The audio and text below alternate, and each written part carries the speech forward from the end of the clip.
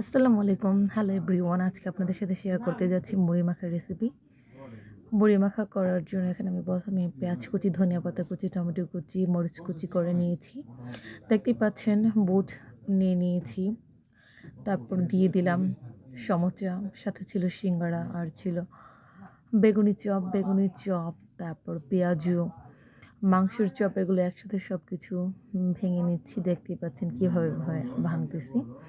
তারপর সবগুলো একসাথে ভাঙা হয়ে গেলে মিক্স করে এখানে প্রয়োজন মতো সরষের তেল এবং প্রয়োজন মতো লবণ দিয়ে সাথে মুড়ি দিয়ে ভালো করে মিক্স করে নিচ্ছি। দেখতেই পাচ্ছেন কীভাবে মিক্স করছি। এভাবে মুড়ি মাখা আমার অনেক ভালো লাগে। আপনাদের আর কার কার ভালো লাগে কমেন্টে জানান প্লিজ। সবাইকে ধন্যবাদ। আশা করি আমার এই ভিডিওটি আপনাদের সবার ভালো লাগবে। এই তো আমাদের মুড়ি মাখা দেখতে দেখতে খাওয়া শেষ হয়ে গেল। ধন্যবাদ সবাইকে।